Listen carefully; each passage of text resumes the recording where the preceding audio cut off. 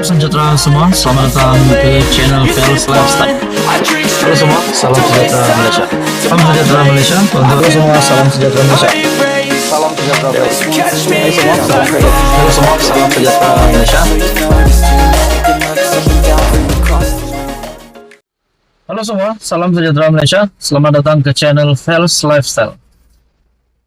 Hari ini kita akan bercakap tentang Parti Bersatu, di mana kita dapat lihat niat daripada kepimpinan Bersatu untuk mengosongkan 4 kerusi Parlimen Bersatu. Nah, bila kita cakap tentang 4 kerusi, mungkin kita akan direct ingat ataupun terus menyentuh berkenaan dengan 4 MP Bersatu yang menyokong kerajaan berpaduan, yaitu Iskandar Zulkarnain dari Kuala Kangsar, juga PN Labuan, PN Jelly, dan juga Gua Musang. Tetapi bukan itu yang saya nak cakap hari ini. Tetapi Bersatu yang mempunyai niat untuk mengosongkan 4 kerusi parlimen ini adalah 4 kerusi parlimen di Sabah. Satu artikel dari Malaysia Kini, Bersatu telah mendapat satu keputusan yang mengejutkan, di mana permohonan mereka gagal untuk mengosongkan 4 kerusi Parlimen Sabah. Bersatu gagal dalam cabaran undang-undang untuk mengosongkan 4 kerusi Parlimen Sabah. Mahkamah Tinggi Kuala Lumpur menafikan kebenaran untuk parti pembangkang itu meneruskan semakan kehakimannya. Mahkamah Sivil tidak akan mendengar merit cabaran undang-undang itu. Semasa prosiding mahkamah terbuka, Hakim Amarjit Singh memutuskan bahawa mahkamah tidak mempunyai kuasa untuk mendengar cabaran undang-undang, membabitkan keputusan Speaker Dewan Rakyat. Ini berdasarkan hanya satu sebab, yaitu kes-kes Mahkamah Persekutuan duluan sebelum ini, menyatakan mahkamah tidak mempunyai bidang kuasa untuk mendengar perkara mempersoalkan speaker keputusan mengenai kerusi parlimen, katanya. Amarjit menambah bahawa ini adalah selaras dengan perkara 63 dalam kurungan 1 Perlembagaan Persekutuan yang memperkatakan keistimewaan parlimen. Peruntukan itu menyatakan bahawa kesahihan mana-mana prosiding Dewan Parlimen atau mana-mana jawatan kuasa berkaitan tidak boleh dipersoalkan di mana-mana mahkamah. Jabatan Peguam Negara AGC bertindak mewakili Speaker Dewan Rakyat Johari Abdul yang merupakan salah seorang daripada 5 responden. Peguam Firoz Hussein Ahmad Jamaluddin mewakili 4 lagi presiden, 4 lagi responden yang merupakan ahli Parlimen Sabah, yaitu Armizan Muhammad Ali daripada Papar, Khairul Firdaus Akbarhan Batu Sapi, Jonathan Yasin Ranau, dan Mat Bali Musa Sipitang. Pada 17 April, Bersatu memfailkan tindakan undang-undang terhadap Johari dan 4 ahli Parlimen Sabah berkenaan. 2 pemohon ialah Naib Presiden Bersatu Ronald Kandi dan Setiausaha Kerja Bersatu Muhammad Suhaimi Yahya. Bersatu memohon perintah untuk membatalkan keputusan yang dibuat Johari melalui surat bertarik 16 Januari yang menyatakan 4 ahli parlimen itu telah menjelaskan dan mengesahkan bahawa tiada kerusi parlimen kosong berdasarkan tafsiran perlembagaan JRS dan Bersatu. Bersatu juga memohon pengisytiharan bahawa 4 MP itu telah tidak lagi menjadi ahli Dewan Rakyat selaras dengan perkara 49E dalam Perlembagaan Persekutuan, serta perintah supaya Johari mengesahkan 4 kerusi itu sebagai kosong. Bersatu juga memohon perintah agar Johari memaklumkan kepada SPR mengenai kekosongan itu dalam tempoh 21 hari selepas perintah itu. Pada PRU 15, 4 MP itu dipilih di bawah tiket JRS, termasuk Bersatu sebagai ahli gabungan. Bagaimanapun JRS menamatkan pakatannya dengan Bersatu selepas pilihan raya. Apa komen Anda? Teruskan bersama di dalam channel ini untuk info yang seterusnya. Halo semua, salam sejahtera Malaysia, tuan-tuan dan puan yang amat dihormati. Nah, hari ini kita akan bercakap ataupun bercerita ataupun mengulas tentang kes Saman Mahathir dan juga Datuk Seri Anwar Ibrahim.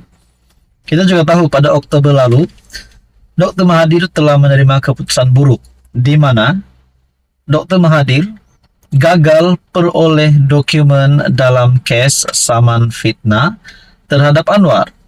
Ini adalah berkaitan dengan kenyataan Datuk Seri Anwar Ibrahim di dalam Kongres Nasional PKR, kalau tak silap.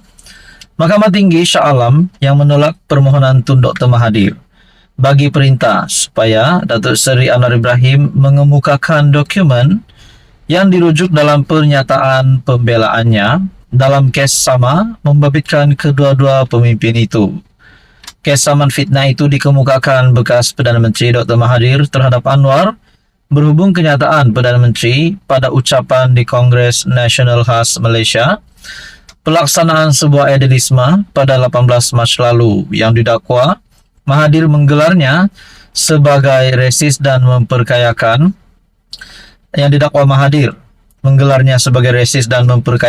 keluarganya. Nah, saudara-saudara, di antara kes mahkamah ini yang melibatkan Datuk Seri Anwar Ibrahim dan juga Mahathir. Bagaimana kalau Dr. Mahathir yang kalah? Bagaimana pula dengan cakap-cakap penyokong-penyokong Datuk Seri Anwar Ibrahim? Mungkin ada yang timbul di fikiran masing-masing sebagai penyokong Anwar Ibrahim yang mahu Anwar Ibrahim kalahkan Mahathir di dalam kes mahkamah ini. Mungkinkah Datuk Seri Anwar Ibrahim yang patut saman Mahathir, mungkin menyaman Mahathir RM 1 juta, RM 10 juta, RM 100 juta, mungkin berbilion-bilion. Nah, saudara-saudara, itu mungkin hanya cakap kosong. Tetapi untuk kes mahkamah ini bukan lagi cerita kopi-kopi. Ini bukan lagi cerita siring jalan. Tetapi ini adalah cerita yang sangat-sangat serius yang dibawakan di mahkamah. Sesuai dengan kenyataan ini, Dr. Mahathir gagal peroleh dokumen dalam kes Saman Fitnah terhadap Anwar. Adakah kita boleh katakan di sini Anwar menang setakat ini? Nah, saudara-saudara, bercakap pula tentang kes mahkamah. Nah, dalam satu video di dalam channel ini, terdapat satu komen yang amat saya terkejut. Ini berkaitan dengan hukuman sebatan. Mungkin kita tahu juga ada yang suka dengan Tun Mahathir. Ya, saya sebagai rakyat Malaysia, saya sangat respect Tun Mahathir. Disebabkan beliau adalah bekas Perdana Menteri. Bukan calang-calang orangnya. Bukan sekali menjadi Perdana Menteri, tetapi 2 kali. Ada yang kata Mahathir patut rehat. Mahathir patut letak jawatan di dalam politik. Mahathir patut berhenti dan berehat. Tetapi kita dapat lihat sehingga hari ini Tun Mahathir masih aktif di dalam kancah politik Malaysia yang semakin hangat hari demi hari. Nah, di dalam komen ini menyatakan terdapat 2 subscriber ataupun viewers daripada channel ini yang telah meletakkan komen. Patut sekali Atop Mahathir di penjara sebab dialah Perdana Menteri ke-10 Datuk Seri Anwar Ibrahim, PMX dan Najib merengkok dalam penjara. Mungkin susunan ayatnya tidak tersusun rapi disebabkan dia kata di sini sebab dialah PMX dan Najib merengkok dalam penjara. Sebenarnya mungkin yang dinyatakan oleh subscriber ini ataupun viewers ini hanyalah Najib Razak merengkok di penjara disebabkan Tun Mahathir. Tetapi ada satu lagi komen yang bagi saya ini pasti mengejutkan ramai. Ada yang kata di sini, kamu ada kes mahkamah. Bagi kamu Tun, jika didapati bersalah, kamu akan menerima 10 rotan, 10 tahun penjara. Ini mungkin bukan penyokong Tun Mahathir. Nah, saudara-saudara, berkaitan dengan rotan pula hukum sebatan. Kita tahu ada akta untuk hukuman sebat. Di mana kita tahu juga hukuman sebat yang merupakan salah satu jenis hukuman bagi kesalahan jenayah di Malaysia, tidak kira untuk perempuan atau lelaki. Hukuman sebat juga terbahagi kepada 2 cabang, yaitu jenayah sivil dan juga jenayah syariah. Nah, saudara-saudara, mungkin yang meletakkan komen ini bukanlah penyokong Mahathir yang mahu Mahathir dikenakan tindakan dengan menyatakan Mahathir ada kes mahkamah dan juga mahu Mahathir bagi kamu Tun, jika didapati bersalah, kamu akan menerima 10 rotan, 10 tahun penjara. Nah, saudara-saudara, apa komen Anda? Bagi saya ini pasti satu berita yang amat buruk untuk Tun Mahathir. Sekian saja untuk kali ini, teruskan bersama di dalam channel ini untuk info yang seterusnya. Mohon bantu channel ini dengan menekan butang like, share, dan juga subscribe.